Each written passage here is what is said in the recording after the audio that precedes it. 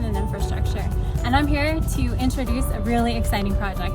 I was so excited about this project, I made the team submit for the CASFM award, so I'm very hopeful and excited that you will love it as much as I did.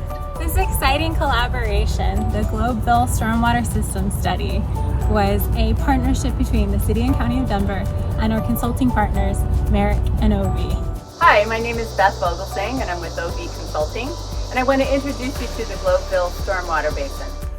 The Globeville Stormwater Basin sits at the north end of the City and County of Denver and drains to the South Platte River, which runs through Denver and north into Adams County. The basin encompasses the neighborhoods of Chaffee Park and Sunnyside to the west and Globeville directly along the river. It is bisected north-south by the I-25 highway and the railroads, and east-west by I-70, which creates multiple barriers and influences on the flow of stormwater over the basin. I'm Dave Jula. I'm a water resources engineer with the Department of Transportation and Infrastructure at the City and County of Denver. The existing stormwater system is not sized adequately to handle a large flood event, and during the 100-year flood, water would overcome the capacity of the existing stormwater system, flow through the neighborhood from multiple directions, and culminate in the park here in Argo Park with depths of 4 to 6 feet deep. The Globeville Basin is at risk of flooding from two sources: urban runoff and the South Platte River. Highways, railroads, and urbanization have disrupted the natural flow of stormwater in the basin. In addition, the existing system generally has capacity to handle only a 2-year event. During a major flood, flooding in excess of 6 foot deep is possible throughout the neighborhood. Globeville is also protected by a levee along the South Platte River. However, updated hydrologic and hydraulic analyses have revealed that the levee does not have adequate freeboard to meet FEMA criteria and also needs to be extended upstream. In addition to the flooding problems that we've been talking about, we also have a ton of development going on surrounding this community. We have River North neighborhood across the river has seen millions and millions of dollars of investment over the last decade, and severe gentrification has happened in that neighborhood. We have Heron Pond open space and Carpio Sanguinetti Park that's being completely redone in the neighborhood. The main street through Globeville, Washington Street, is being redesigned. And behind me you see National Western, which is a $1 billion renovation of the National Western Center. Hi, my name is Angela Garcia. I am a Global resident for most of my life and a homeowner for 29 years. I have seen my community flood over many points of my life, and this is one of those things you accept, you don't really understand. I rode the bus to and from work, and often in the summer when we would have those huge rainstorms, 45th Street would get flooded. And I assumed, along with many other people, that the reason it was flooded was because the sewers were full of trash, etc. There were many ideas from community members about where neighborhood flooding originated. In addition to concerns about the sewer, there were ideas that the National Western Center development was causing the river to rise, that water was jumping from the east side of the river to flood Globeville. There were misunderstandings and a great deal of emotion. In entering into the study, it was clear we needed a new approach to working with the community. We moved away from an infrastructure-only analysis approach and added a layer of community planning to our thinking. Through our numerous conversations, we uncovered preferences about parks, open space, tree canopy, and land use, and we introduced new perspectives to manage stormwater runoff through green and gray infrastructure. We discussed creating solutions that would produce multiple community benefits. So how did we go about implementing this new approach? Well, first we developed a stakeholder group called the Vision Implementation Team, or the VIT. This large dedicated group of residents, property owners, businesses, and agencies embarked on a year-long education project. We met numerous times and we literally studied the characteristics of the basin, the flow of water across the basin, and the possibilities for unique future solutions. We began our education program with understanding topography, the high points in the basin, and the low-lying land along the river. We stepped back in history to examine the winding nature of the South Platte through what is now the Globeville neighborhood. We discussed the advent of the railroads in the 1880s and the role of Argo Junction in that railroad activity. We talked about the silver boom era and the arrival of the smelting industry and the growth in housing that accompanied that industry growth, all within the low-lying areas adjacent to the river and all within what we today call the Globeville neighborhood.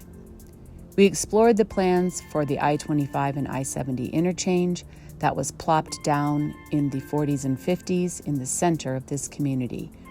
And we built an understanding of the consolidation of the rail lines through this area and the subsequent growth in large-scale industry that followed the highway expansion.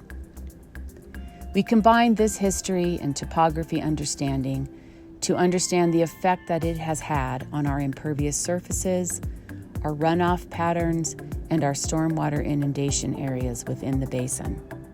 We also explored the characteristics of the South Platte River over the years, the 1965 flood and subsequent reservoir development that took place to manage Denver flooding. We discussed the impacts of the potential river spill location that remains within the community today, near Ringsby Court.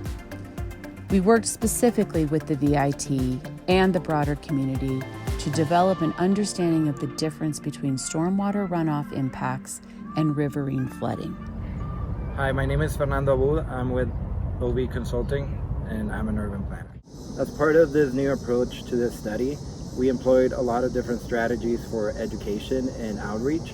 One of them was we held a community meeting here at Argo Park where community members, city staff, and even city officials got together.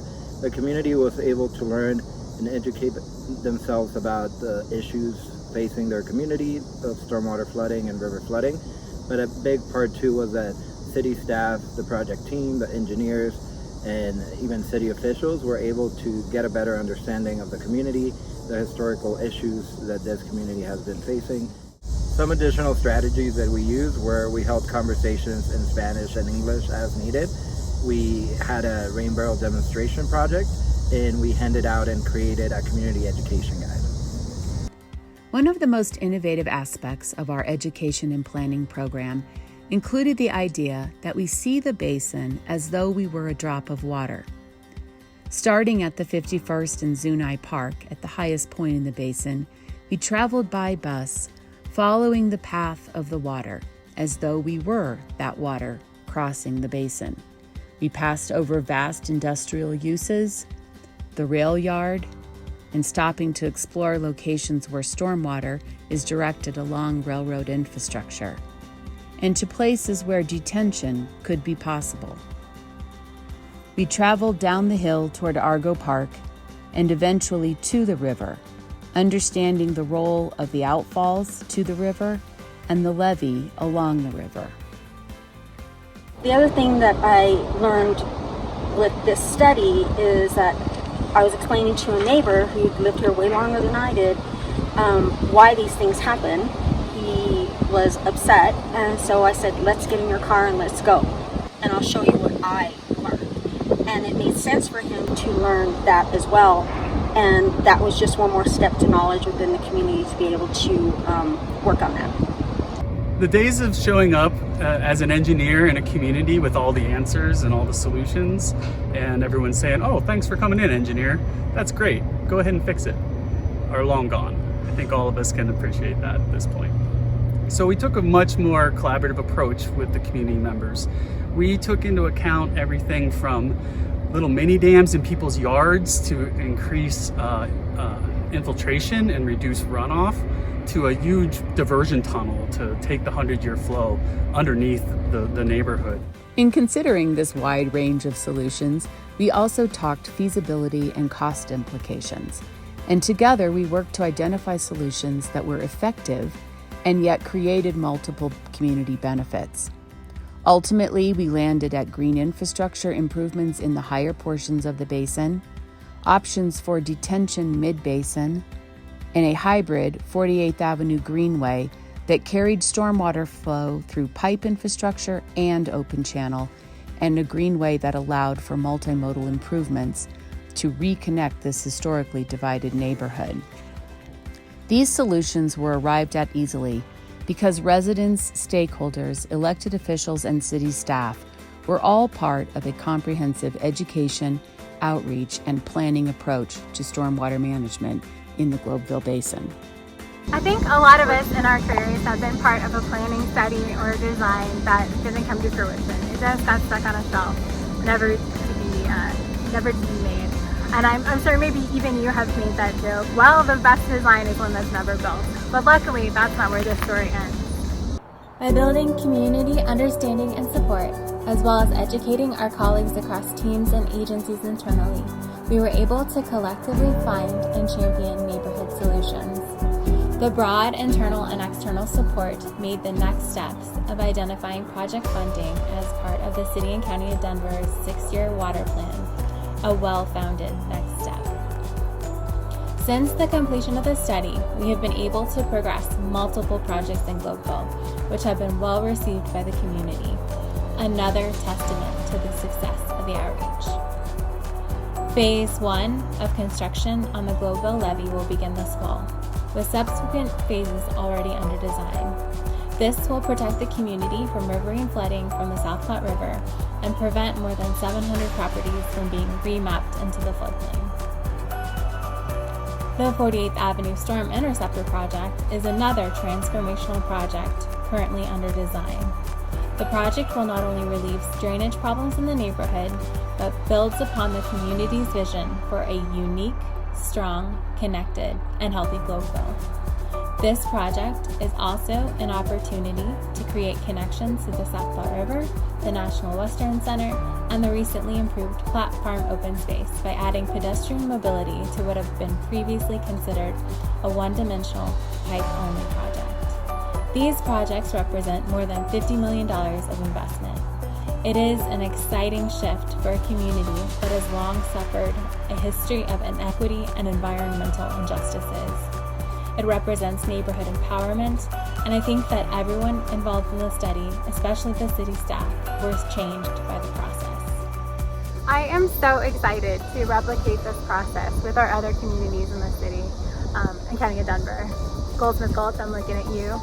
And I can't wait to see how other communities implement this as well. I'm excited that this could be an approach that we use statewide and become a great project for everyone.